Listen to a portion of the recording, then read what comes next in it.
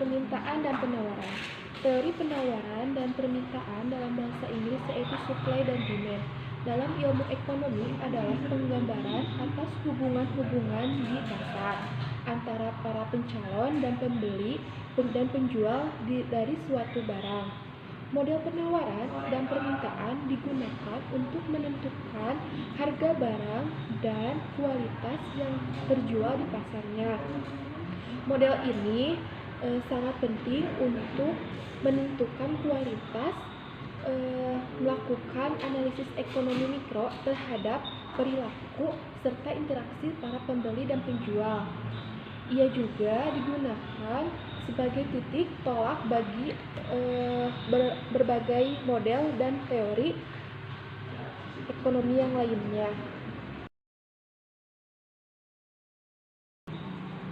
Model ini memperkirakan bahwa dalam suatu pasar yang kompetitif, harga akan berfungsi sebagai penyeimbang antara kualitas yang diminta oleh konsumen dan kuantitasnya yang ditawarkan oleh produsen, sehingga terciptanya keseimbangan ekonomi antara harga dan kuantitas.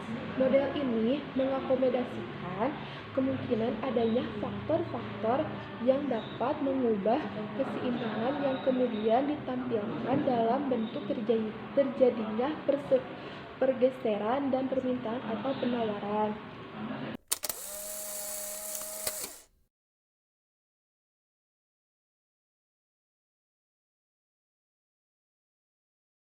Selanjutnya yaitu pengertian permintaan.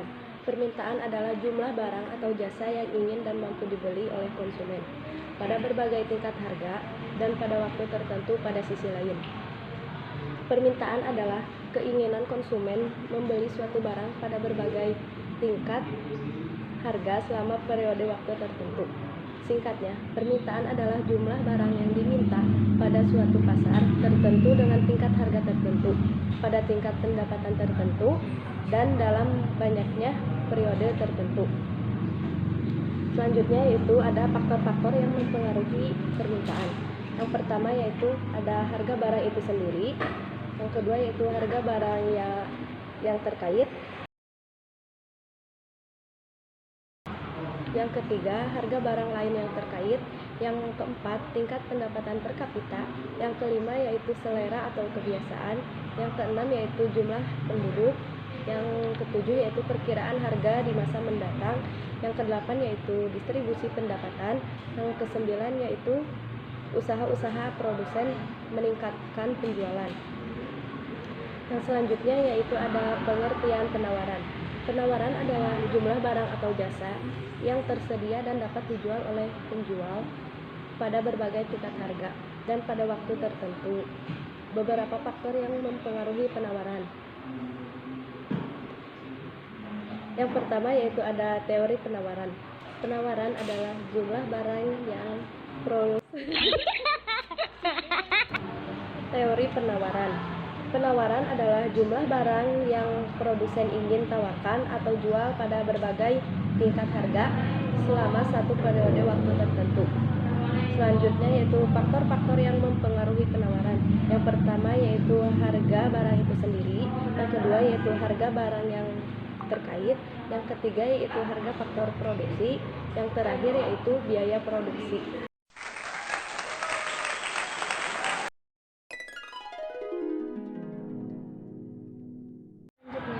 Permintaan perorangan dan permintaan jasa. Permintaan terhadap barang dan jasa dapat dibedakan menjadi dua, yaitu permintaan yang dilakukan oleh individu tertentu dan permintaan yang dilakukan oleh semua orang di pasar. Kurva permintaan pasar diperoleh dengan menjumlahkan kurva permintaan sebagai individu. Ilustrasi yang baik dapat saya gambarkan sebagai berikut. Jika permintaan Ilustrasi yang baik dapat saya gambarkan sebagai berikut. Jika permintaan akan mata uang USD naik, maka nilai dari mata uang USD akan naik. Dan jika permintaannya turun, maka nilai mata uang USD juga turun. Inilah dasar dari sebuah tren dalam perdagangan falas. Suatu nilai mata uang naik dikarenakan banyaknya permintaan atas mata uang yang bersangkutan. Jadi, jika tren sedang naik, yang Anda perlu lakukan adalah melakukan posisi long, mengikuti arus yang sedang ada.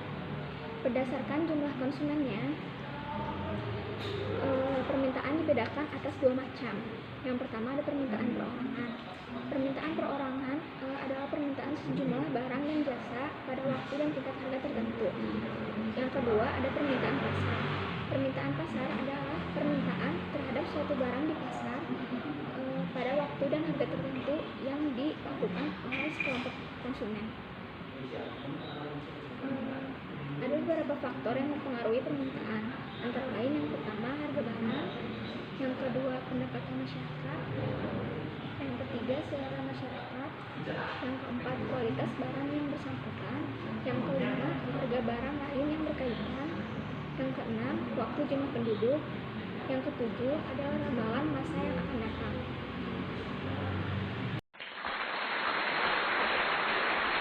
Selanjutnya, teori perilaku konsumen.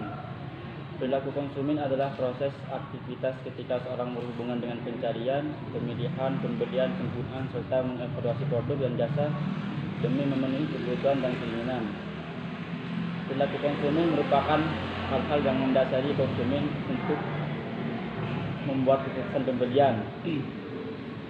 Untuk barang berharga jual rendah, low involvement, proses pengambilan keputusan dilakukan dengan mudah. Sedangkan untuk barang berharga jual tinggi, high involvement, proses pengambilan keputusan dilakukan dengan pertimbangan yang matang. Misalnya kalau beli suatu benda yang sangat murah, misalkan beli masker lah, artinya kita cepat mengambil keputusan. Kalau beli mobil yang harganya agak tinggi, kita mikirnya sampai 1000 kali gitu, apalagi urusan yang sangat tinggi.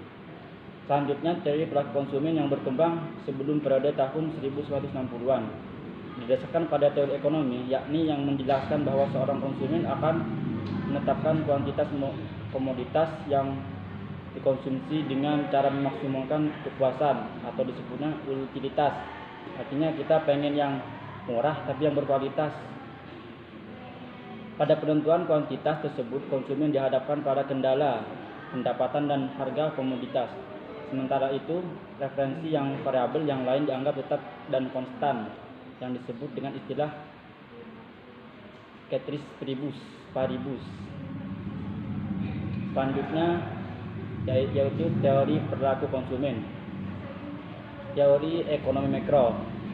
Teori ini beranggapan bahwa setiap konsumen akan berusaha memperoleh kepuasan maksimal. Mereka akan berupaya meneruskan pembelian terhadap suatu produk apabila memperoleh kepuasan dari produk yang telah dikonsumsinya. Di antara kepuasan ini sebanding atau lebih besar dengan marginal utility yang diturunkan dari pengeluaran yang sama untuk beberapa produk yang lain.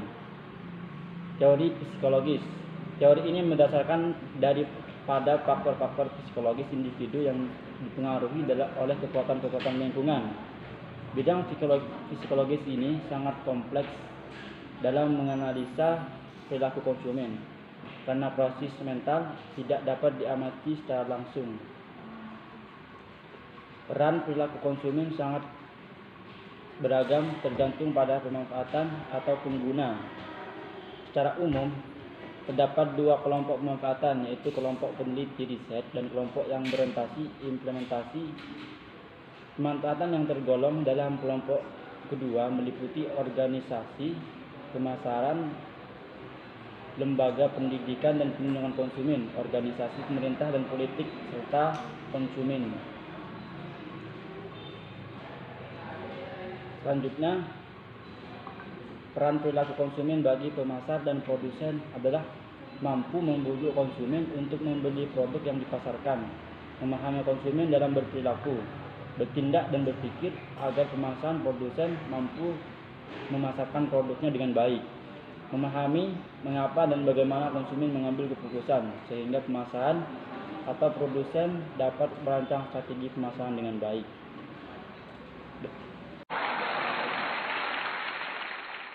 Again.